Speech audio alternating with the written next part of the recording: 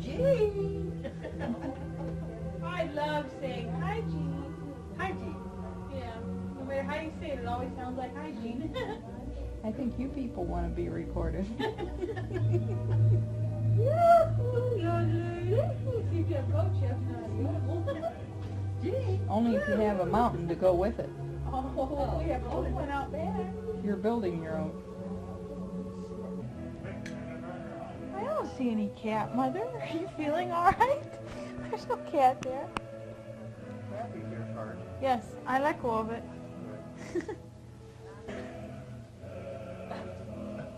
Woo, clear the magazine. You got nice legs, Grandma. I know.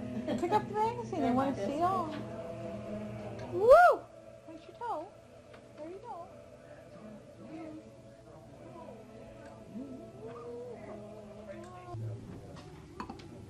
Well, you put your arm in the fizz end.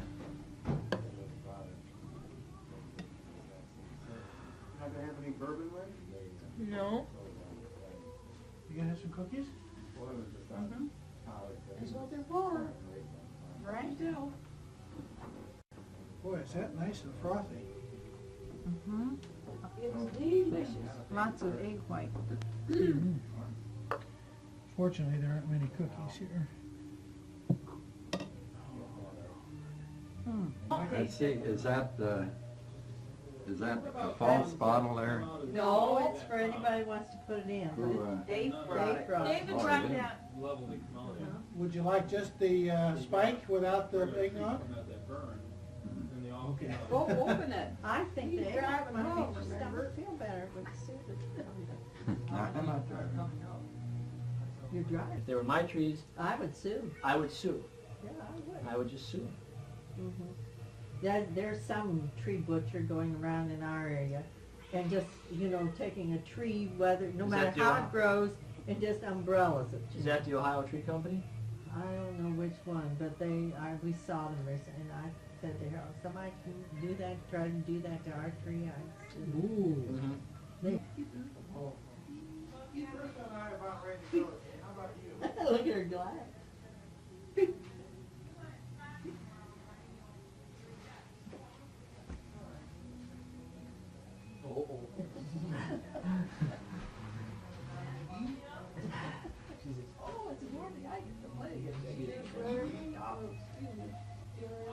That's a pretty sweater.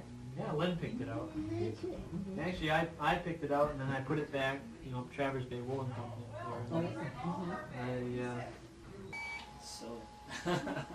And they're expensive, Must be. Rhododendron particularly aren't cheap. Yeah. Well, my butter's melted. Makes sense to you. Take it back, it's no good. You can't melt the butter. Try that one. Do you read the directions before you're operating that, Kathy? All she's doing is turning the light on. There, now I'm doing it! What'd you do? Time cook is what I pushed. Oh yeah, it's got a countdown. And my butter is melted, look at. And so is your body. There. Ready.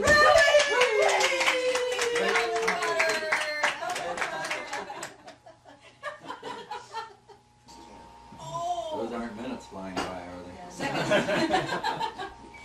They do that when you're It's supposed to be that one. Oh, missed start. I think she got it. 7 years bad Ready to give Christmas. that to Kathy.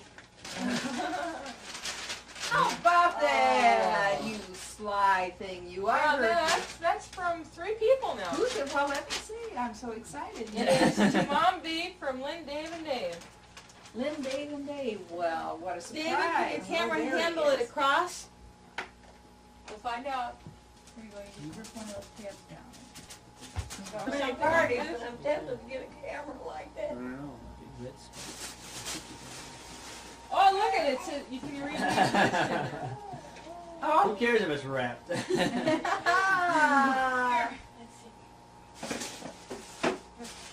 That'll help with the walk. Oh, there. Woo, there. There, is that your friend?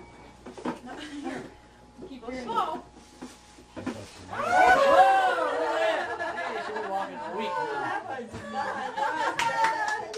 This is all the a sudden I'm really going. Boy, that's a lot And faster. she doesn't know what to do. Says, how did I get over here all of a Put sudden? her on the seat. Nobody was holding my hand. Well, all right, who's gonna hand out some presents now? You, Lynn. You always were the Santa Claus, don't you remember? That says the energy. All right, don't play with me anymore. She wants the paper. Well, you know, it should be more interested in the papers than the gifts. That's right, or the Yeah. cardboard boxes. Well, I Yeah. should tell you, the flash on this really isn't much good after 10 feet, so you should be within about 10 feet from the thing. Ooh, somebody's opening something, yeah. Don't ever remember how those, what, There. Can we move your locker? Yeah. So we can Yeah, see you that see one that's kind of there. Yeah, in the, as it falls off. There. Moisture garden. See, Elliot and Anna are okay, but the rest of us are. Rose water and Gracious. Oh, Gracious. We put it away. Well, okay, next year. thank you very much. No, that's okay, it's okay, it's okay. Don't worry. It said Franklin on it. I lost it. Well, gee, Jeff, you and I can have a fancy dinner now. I'm Dave. Dave, you and I. Oh. What'd you do? You want to get through fast? Well, I hate to mess up the Calling photographer, Jeff? but. No, I said That's all Jeff, I know you of. and It just came out backwards and. I have a present here I should open, I guess. Did you see how this was gone? Look, put it in this one. Oh, you got my biting my thumb, didn't you? Huh? Look at my table. Why don't you, when you feel We like get it? the public case. I got it, It's Grandma. very complicated. You see that little red Go button? through a case in about 2 months. Oh, ooh, in there. What? Never used Want it. to steal one for me? But I didn't- One lasts me a year. but Yes, I when you go, ooh. some people can grease it. She likes to tag. Well, I'll be honest. I don't grease as much as I should. My gosh, it's Lazarus. It's for you, Winnie the Pooh for Especially you. since I ran out of grease. Oh, well, thank The you. bulldozer Thank has to be you greased very out every much. 2 or 3 hours of use. Always use it. Okay, alrighty. What is it? Label? See, I was GE? supposed, we were supposed to Grandpa have Esper. gotten up here Oh. at noon yesterday. Grandpa Esper had a gift. We didn't get up here until after 2 That's o'clock. No ticket on it. So, that's Gene from and I Dave's. don't have a chance to go. Right here, it's from- Oh, I see. Bunch of it. Grandpa's gift. Grandpa. Well, I'm good. Grandma? Open it, honey. Grandma eat. Grandma eat. Box of chocolate. Oh, Just my. putting it in and out of the box, in and out of the box. Okay. You're not supposed to Yes. Grandpa Esper. Thank you from Anna. Oh, the nose is nice to chew on it. Yeah, it is. I think she likes that, doesn't she? It's fuzzy. She likes fuzzy. Yeah. Crowding you. What did you get, huh? Got a tag. Oh, Did you get a Pooh Bear? wildflower. Hey. Who's Yeah. that from? That's from us, Dave and I. Oh. That's a biggie. That's a nice place.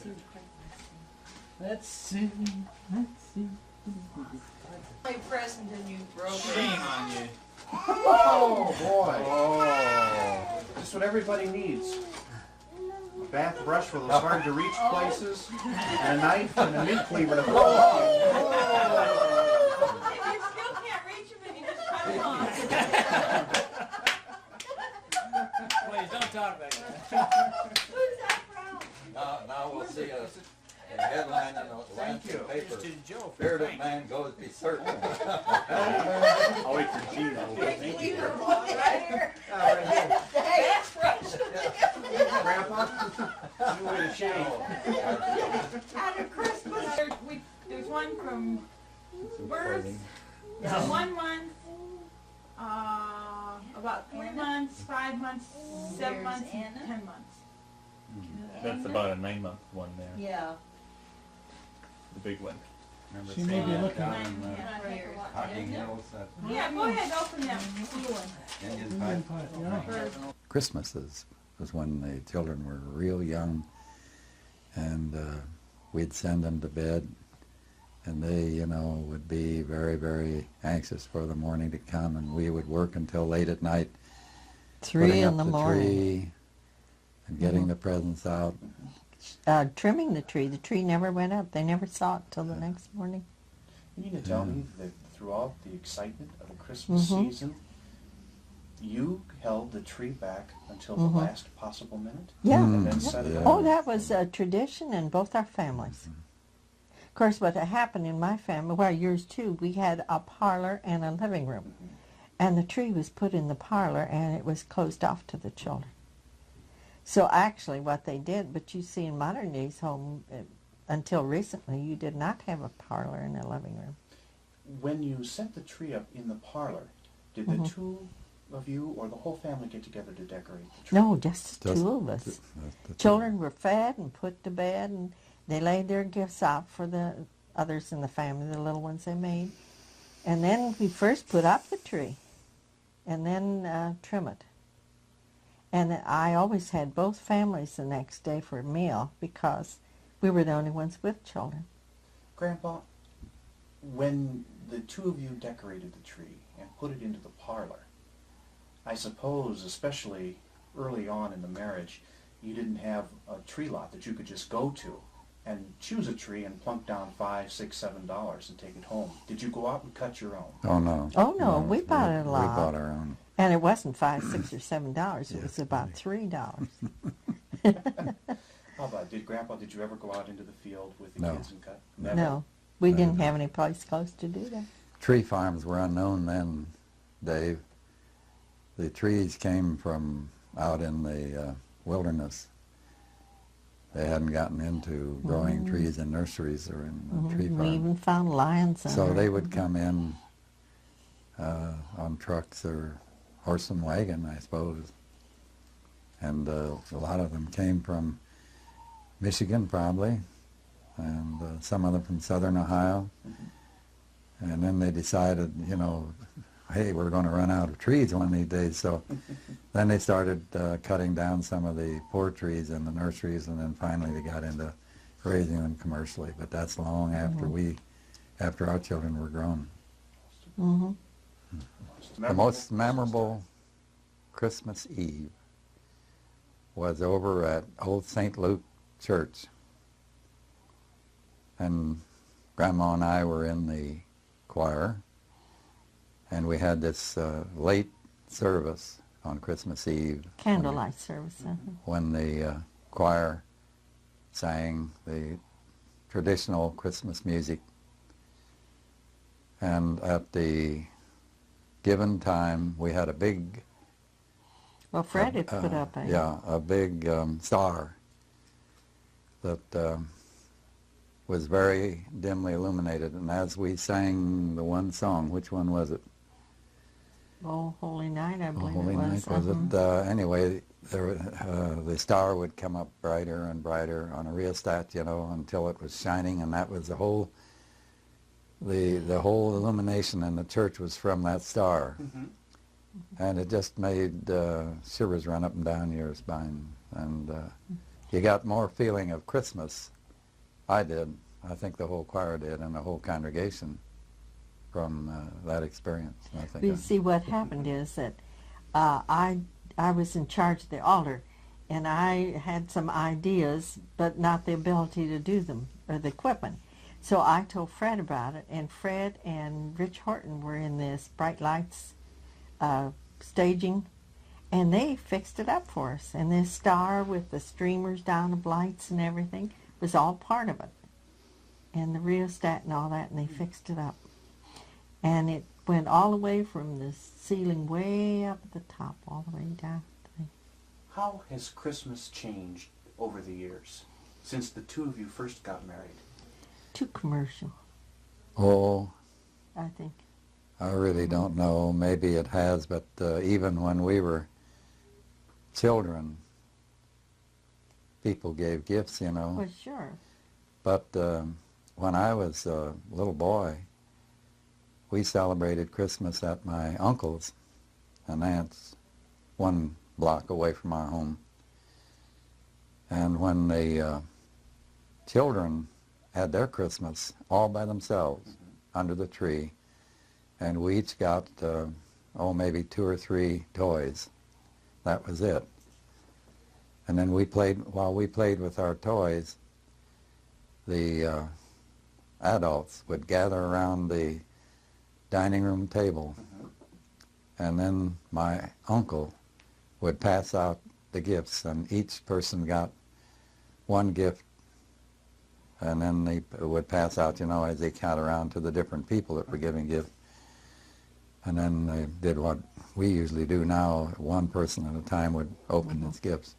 But it wasn't as elaborate as it is today, because in those days people just didn't have the resources. Yeah, probably. And then later on in the evening, they would have the cold cuts and the sausage and the cheeses and all that. And we'd have that dinner, light lunch. And then there would come a rap on the door. And who would be at the door but the Beltsnickel. The Beltsnickel. What is a Beltsnickel? It's the spirit that knows whether you've been good or bad. I think in all the Christmas lore that I've had a chance to hear over the years, that's one I haven't heard of. Oh, really? How does it happen? It's a German custom. And he'd come, I know, and later on I found out it was an uncle that played the part at our house. But he would just scare the kids to death, He would point his finger and say, "And what have you done?" And if you had done anything, if you admitted that you had done anything wrong, you got a piece of coal instead of a gift. Yeah. Yeah. Now, did he get dressed up for this? Oh, yes. Yeah. How? As we know Santa Claus now. Yeah. At least in our family they did that. Dressed up in old clothes, tattered clothes? No. It was a red suit. No. It was a spirit, you see, not more than it was. Then the very last thing on Christmas Eve, just before we would leave for home, they would have eggnog spiked.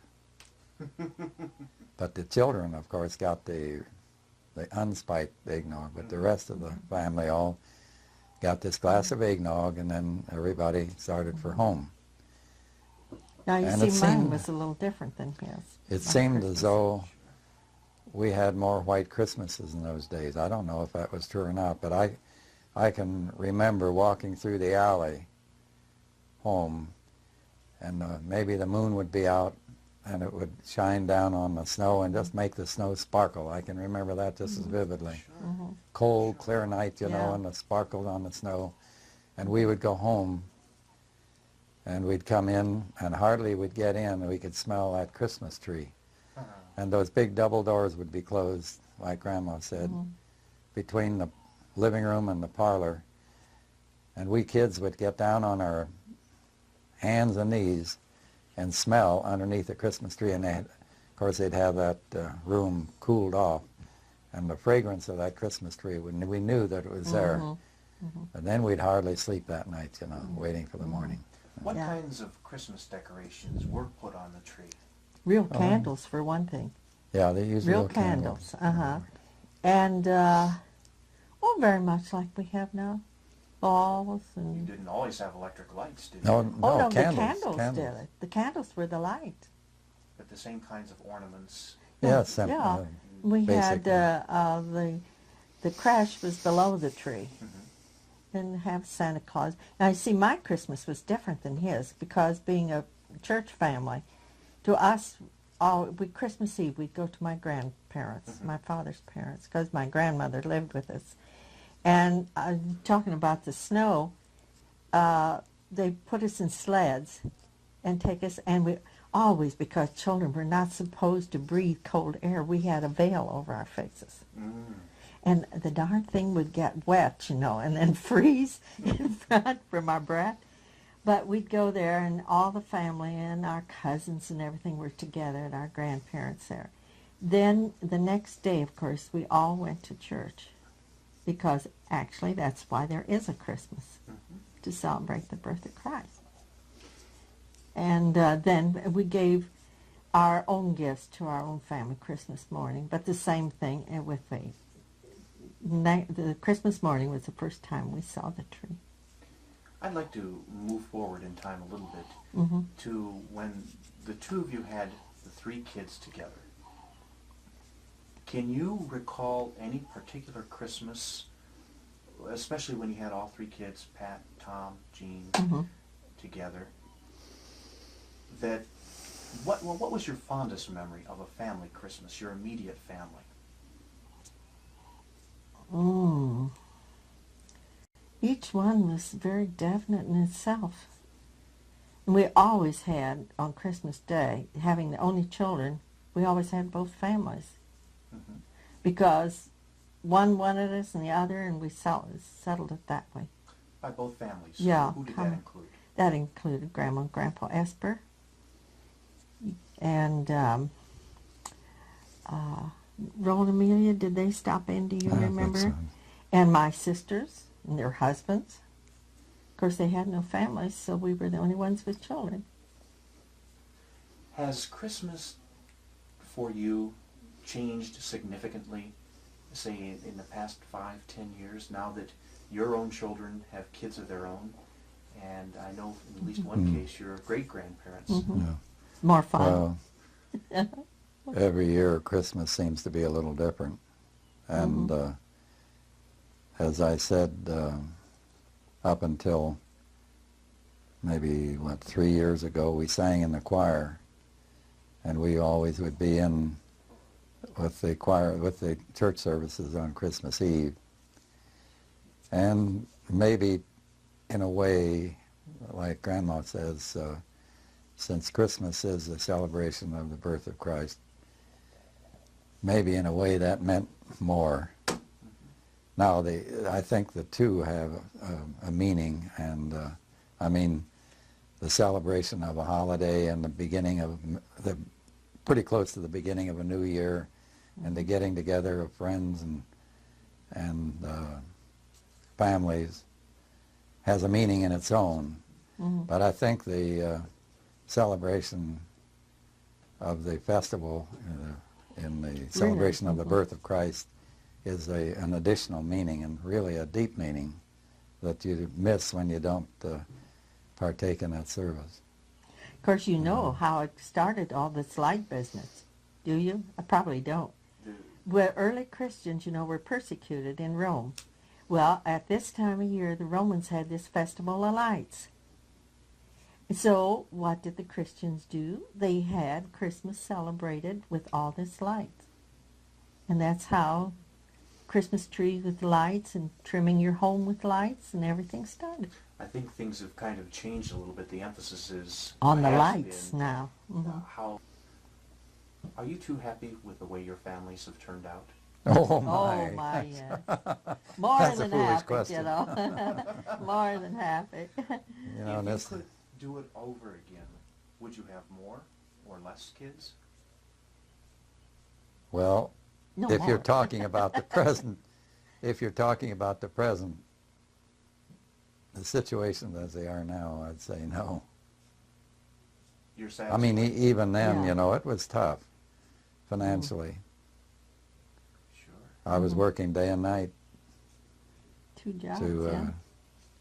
to keep the family going, and you know, we came through the worst depression. We were married in 1926, and the economy went to pot in 1929. Oh, At you that kids time, have no we idea wouldn't what have. it is to do without. Really. And in the present day and age, goodness, if you have 2 children, that's quite a burden. And yet- Financially, I'm talking about. Is it not? My parents and my uncle and aunt and their family took us to church on Christmas Eve, and I remember the Christmas tree all lighted up with candles, you know, just wax candles, And everybody was there, and every family took a present for every child. Mm-hmm. So what I got was a little white fur muff, and I've remembered it all these years, which is a long, long time. Whatever happened to the muff? I don't have the least idea. This was in a small town, and I really don't know. I suppose I used it for a while, and then it went the way of all things that you outgrow. What did Christmas mean to you when you were 3 years old? Well, I suppose all it meant was Christmas presents and families being together and a Christmas tree, that sort of thing. When you were a little girl, what were Christmases like? Well, we had, as I said before, we usually went to church on Christmas Eve and had presents, and Santa Claus was there, and church always gave you a little bag of candy and nuts as a treat, and every child was called up to the front of the church where the tree was to receive a present from Santa Claus, which of course was put on by the family. And that's about the way it was usually. We always had our own Christmas celebration on Christmas morning. And one year I remember my father built a little house for us. Instead of having a Christmas tree, just big enough, little playhouse, just big enough for my sister and me to get inside. And they put the presents in there, and we had a chance to go in there and find them, you know, and bring them out, open them up. So that was something somewhat different. But there was one other time that I remembered particularly, and it was a little before this. I was probably 4 years old, and we had moved to Chicago, and my mother took me downtown to one of the big department stores, and they had a Santa Claus there, and he had a great big book and a pencil, and he was writing things in it, and he asked me my name, and I told him it was Bertha States, and where did I live, and I told him that, and then he asked me what I wanted for Christmas. So I don't remember what I told him, several things I suppose, but I remember so well seeing him sit there, you know, and I thought, oh, that's just great. And then on Christmas Day that year, I got a big doll, and it had a dress on that was made out of the same kind of material as one of my mother's. And I said, how did Santa Claus ever figure that one out? I couldn't understand it. And I know we had cookies on the tree for ornaments that were baked and frosted with pink and white frosting, ginger cookies, you know, and they each had a string through them baked in it so you could hang it up on the Christmas tree. Now, were those cookies for Santa Claus to eat? No, those were just for the ornaments on the tree. I don't think we put out anything at that time for Santa Claus. That came on later. Well, was that something you did every year, was bake new cookie ornaments? Oh, I suppose they did, yes. I just happened to remember this one year when they baked cookies like that. They were different shapes, you know, bells and stars and such things, and frosted, and they looked very gay and pretty. How else did you trim a tree when you were a little girl? Well, let me see. Oh, yes, we always would string popcorn and cranberries and, you know, festoon them on the tree in pretty shapes around. And I suppose there were some ornaments then, as we know them today, but I don't remember that particularly, but I do remember the strings of popcorn and cranberries and tinsel. They had tinsel, too. As you grew up and as you became older, Christmases probably changed somewhat. What was it like by the time you had your own family and you had a couple of kids of your own? Well, things, in general, were more or less the same. I mean, we practiced the same general things that we had when I was a child. And I remember the first, my son Franklin's first Christmas. He was 9 months old, and he had never done any creeping before that. And we put him down on the floor when we came down for Christmas morning, and he crept right over to the tree just as quick as lightning, grabbed one of the little tinsel balls, you know, and stuffed it in his mouth, and it broke all to pieces. Scared me about to death because those were made out of glass, you know, of course very thin. So I rushed to the telephone and called our family doctor and told him what happened. He said, "Don't worry about it. It won't hurt him a bit." So we went along from there that Christmas, and it didn't seem to hurt him any. So we usually got up in the morning early and had our Christmas gifts, and then later had our Christmas dinner. Of course, our Christmases were a little bit special because Dad's birthday, my husband's birthday, was Christmas Day. And he told me that he ruined his family's Christmas the year he was born because his grandparents had 4 sons, and they all came home for Christmas.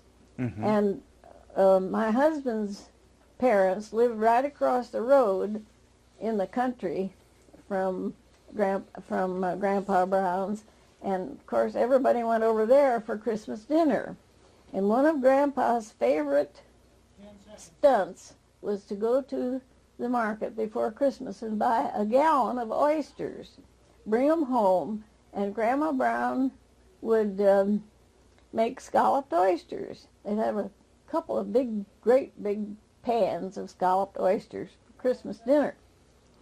So he said that Christmas all they had was oyster stew. Good, thank you.